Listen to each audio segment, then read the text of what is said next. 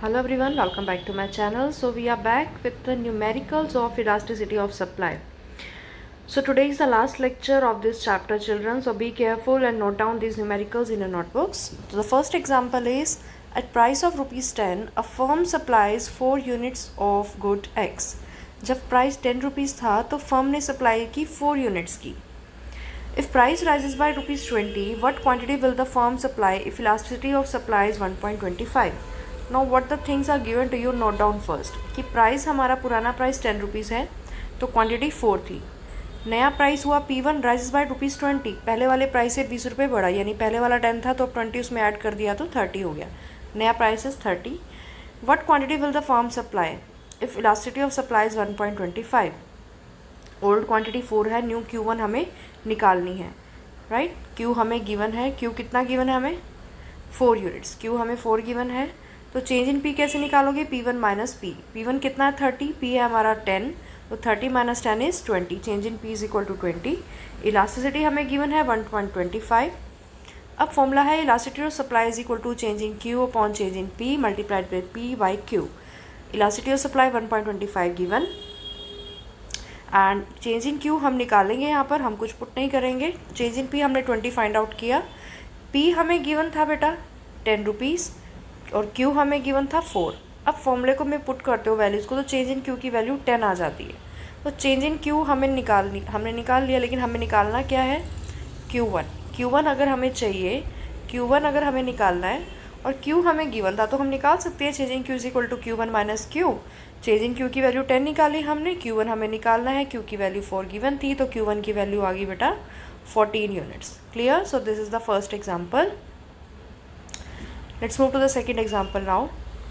Second example says that a firm earns a revenue of rupees 50 when market price is rupees 10. जब market का price rupees 10 है, यानी कि price 10 है तो टोटल रेवेन्यू 50 रुपीज़ आ रहा था. प्राइस इंक्रीजेज टू रुपीज़ 15, नया प्राइस 15 है तो कितना रेवेन्यू आ रहा है? 150 का. तो what is elasticity of supply? हमें रेवेन्यू गिवन है, प्राइस गिवन है, यानी सप्लाई निकालें तो ईजी हो गया. सप्लाई कैसे निकालेंगे? Total revenue divided by it's price, यानी कितना प्रॉफिट कमाया और प्राइस कितना था. तो सप्लाई कितनी अमाउंट की हुई, कितने यूनिट्स हमने सेल किए, हमने क्वांटिटी निकालनी है. रेवेन्यू कितना जनरेट हुआ divided by the price, so what will come? Quantity. यानी 50 by 10 is equal to 5 units. First quantity which is equal to Q. New price is 15, revenue is 150, so 150 by 15 is 10, that is a Q1. तो Q की value 5 है और Q1 की value है 10. Clear? Q की value 5, Q1 की value 10 है हमारे पास. अब इसको फॉर्मूलेज में पुट कर दो. हम पहले change in Q change in P की वैल्यू निकाल लें क्योंकि फॉर्मूले में हमें चाहिए change in Q change in P. Change in Q is Q1 minus Q. Q1 की वैल्यू है 10, Q की वैल्यू है 5, so it is equal to 5. Change in P is P1 minus P, जहाँ P1 की वैल्यू है 15 and P की value है 10, so which is equal to 5. Now put this values here. Change in Q is what? 5. Change in Q is equal to 5. Change in P is also equal to 5. P value is given as 10 and the value of Q is given as, first value क्या थी हमारी quantity की? 5. तो value put कर दो तो हमारे पास elasticity कितनी आती है बेटा? 2 आ जाती है. देखो वैल्यू 2 आ गई विच इज़ ग्रेटर देन 1, जो कि 1 से ग्रेटर है. So the elasticity of supply is equal to which is greater than 1 in this question. Now third example is market price of a good X changes from rupees 5 to rupees 20. Market price change हो रहा है good X का 5 से 20, यानी कि जो पुराना price था वो 5 है और जो नया प्राइस है वो 20, यानी P इज़ 5, P1 इज़ 20. तो चेंज इन P कैसे निकालेंगे? P1 माइनस P कर देंगे तो 20 माइनस 5 इज़ 15. 15 आ गया हमारे पास चेंज इन P. आगे वो कह रहा है as a result the quantity supplied by firm increases by 15 units. अब यहाँ पुरानी क्वांटिटी हमें गिवन नहीं है तो हम इसको क्या मानेंगे? Change in Q. As a new quantity supplied by a firm increases by 15 units, so change in Q is equal to 15. If price elasticity of supply is 0.5, elasticity हमें given है 0.5. Find the initial and final output. ये क्या लिखा है बेटा? initial and final output levels of the firm. initial means Q भी निकालना और Q1 भी निकालना है, दोनों ही मिसिंग है हमारे पास, दोनों हमें फाइंड आउट करना है. अब हम फॉर्मूला पुट करते हैं. Elasticity of supply is changing Q upon Q, sorry changing Q upon changing P multiplied with P upon Q, that is the formula. Elasticity of supply हमें गिवन थी, change in Q हमें 15 given था, change in P हमने निकाला था 15 multiply by 5. Price हमारा 5 old price और Q की वैल्यू कितनी है बेटा वो हम फाइंड आउट कर लेते हैं. तो जब फाइंड आउट करते हो क्यू की वैल्यू हमारे पास आ जाती है 10 यूनिट्स। जब इसको सॉल्व करते हो इस पोर्शन को मैथमेटिकली आप, तो क्यू की वैल्यू 10 यूनिट्स आ गई। अब क्यू की वैल्यू 10 यूनिट्स आ गई हमारे पास, Q1 हमें फिर से अभी निकालना है। Q1 कैसे निकालते हैं? Formula you know well, that change in Q is equal to Q1 minus Q, जिसमें Q आप निकाल चुके हो, चेंज इन Q आपके पास 15 गिवन था, तो Q1 की वैल्यू आ गई बेटा 25 units.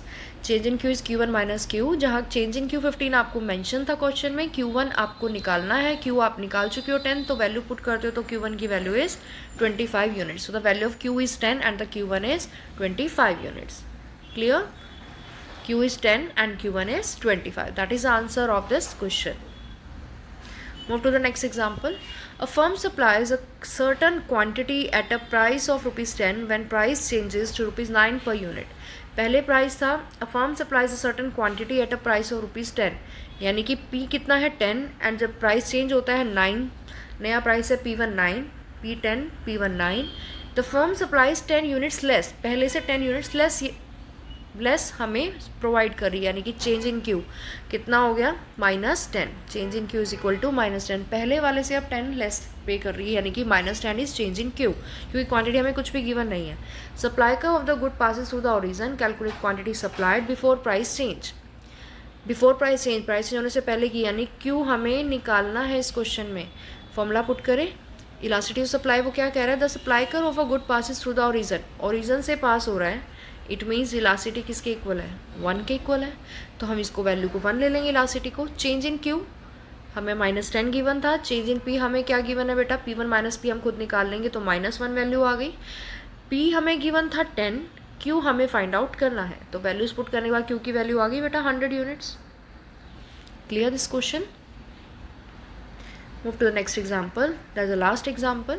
The price of a commodity is rupees 10 per unit and the total revenue from it is rupees 1000. कितना रेवेन्यू जनरेट हुआ 1000। जब प्राइस 10 था तो रेवेन्यू 1000 हुआ, और इलास्टिसिटी 0.8 हमें गिवन है, इलास्टिसिटी भी 0.8 हमें गिवन है बेटा इस क्वेश्चन के अंदर। इट्स प्राइस फॉल्स बाय 10%, प्राइस कितने से गिरा 10% से, पुराना प्राइस था 10 रुपीज़, ठीक है, और नया प्राइस पहले वाले से 10 रुपीज़ डिडक्ट हो रहा है, तो 10 में से 10% डिडक्ट कर दो, यानी 10 - 1, 10 का 10% कितना हुआ 1 रुपीज़, तो कितना हुआ नया प्राइस 9, पुराना प्राइस था 10, नया प्राइस है 9, तो चेंज इन पी कितना आ गया बेटा -1। इलास्टिसिटी ऑफ सप्लाई हमें फाइंड आउट करनी है, हम कर लेते हैं पहले, क्योंकि तभी हमारा टोटल रेवेन्यू पता चलेगा कि जो प्राइस रिड्यूस होने के बाद कितना रेवेन्यू हमने जनरेट किया और फिर सप्लाई भी कितनी हुई थी। इलास्टिसिटी ऑफ सप्लाई का फॉर्मूला पुट ऑन करते हो बेटा, वैल्यूज आप फिट करते हो इसमें। इलास्टिसिटी ऑफ सप्लाई इसमें गिवन थी 0.8 हमें, चेंज इन क्यू हमें कुछ नहीं पता, भी हम चेंज इन क्यू यहाँ लिखेंगे।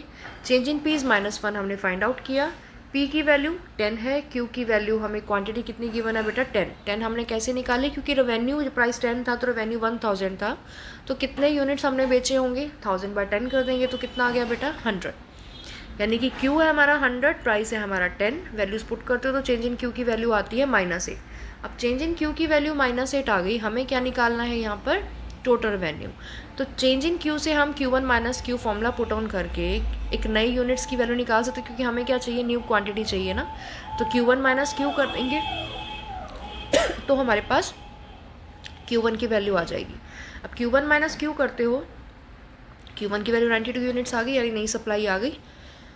अब रह क्या गया टोटल रेवेन्यू कितना है, वो कैसे निकालते हैं, price multiplied with quantity, sorry price multiplied with quantity, यानी 92 को अगर हम नए प्राइस से मल्टीप्लाई करें 9 के साथ तो हमारे पास नया टोटल रेवेन्यू आ जाएगा, that is ₹828 when 92 multiplied with 9. So children, these are the certain examples of elasticity of supply. I request you to note down in your notebook. These are the important examples. Such kind of examples can come in the paper for 3 or 4 marks. Stay connected children. We will meet in the next lecture with a new chapter. Till then stay connected. Thank you. Have a nice day ahead. Bye bye.